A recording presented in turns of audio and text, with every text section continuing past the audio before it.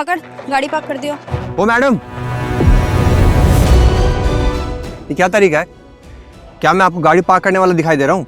नहीं तो, इस कंपनी का सीईओ है तू। बात वो नहीं है, लेकिन जिस तरह से आपने अपनी गाड़ी की चाबी मेरे ऊपर फेंक के दिया ना, वो गलत है। क्योंकि ना तो मैं गाड़ी पार्क करता हूँ और ना ये मेरा काम है। अच्छा, तो ये तेरा काम नहीं है। वैसे अगर तेरा काम नहीं भी है तो क्या हो गया, लगा दे कार पार्किंग में। दिखने में तो तू वैसे भी इसी काम के लायक लग रहा है। देखिए, अगर आपको अपनी गाड़ी पार्क करवानी है तो उससे बोले ना जो गाड़ी पार्क करता है, मैं क्यों करूँ? देख, तेरा काम है या नहीं है मुझे उससे कोई मतलब नहीं है। मेरी कार पार्किंग पे चुपचाप लगा दे। वैसे भी 10 मिनट का काम है, आज मेरी बहुत इंपॉर्टेंट मीटिंग है यहाँ पे, तो चल कर जल्दी से। तान्या, मुझे पता है इन जैसे लोगों का मुंह कैसे बंद होता है।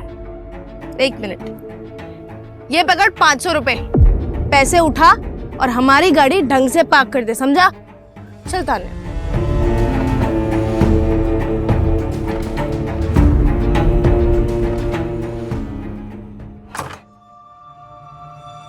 सर, मे आई कम इन? यस, कम इन। तुम I mean, आप यहाँ? हाँ, मैं वही इंसान जिसको तुम दोनों ने एक कार पार्किंग वाला समझ लिया था। याद आया ना? सर, आप इस कंपनी के ओनर हैं? जी हाँ, मैं ही इस कंपनी का मालिक हूँ और आप लोग आज मुझसे ही वो डील करवाने के लिए आए हो।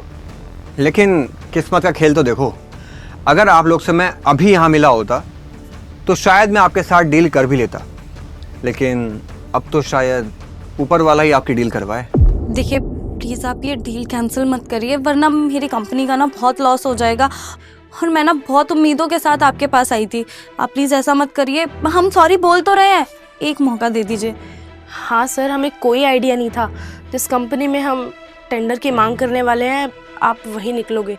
अगर हमें पता होता तो हम सपनों में भी आपके साथ ऐसा बिहेव नहीं करते जैसा हम आपके साथ नीचे पार्किंग में कर आए हैं। प्लीज़ हमें माफ़ कर देना।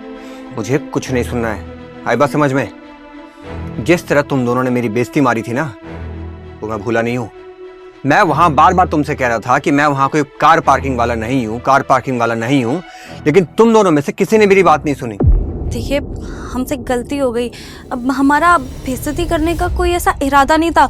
अगर हमें पता होता कि आप ही हैं जिनसे आज हमारी मीटिंग होने वाली है और इस कंपनी के ओनर भी, तो हम ऐसा कभी नहीं करते। हाँ सर, मेरी दोस्त बिल्कुल ठीक बोल रही है। अगर आपने ये डील क्रैक नहीं की ना तो हमारी कंपनी सच में बहुत ज़्यादा नुकसान में चली जाएगी। हो सकता है कि हमारे सारे शेयर्स बिक जाएं। आप प्लीज़ ऐसा मत कीजिए। और तुमने तो मेरे ऊपर 500 का नोट फेंका था ना।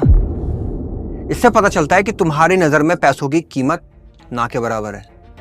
शायद तुम्हारे माँ बाप ने तुम्हें कुछ ज़्यादा ही पैसे दे दिए, या तुमने शायद कुछ ज़्यादा पैसे कमा लिए।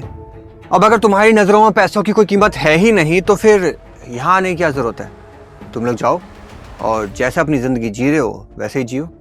अभी पैसों की बात रहने देते हैं ना। अब देखिए हम लोग डील के लिए आए हैं तो पहले उस बारे में बातचीत कर लेते हैं। मैंने कहा ना कि मुझे कोई भी एक्सक्यूज़ नहीं चाहिए। Is that clear?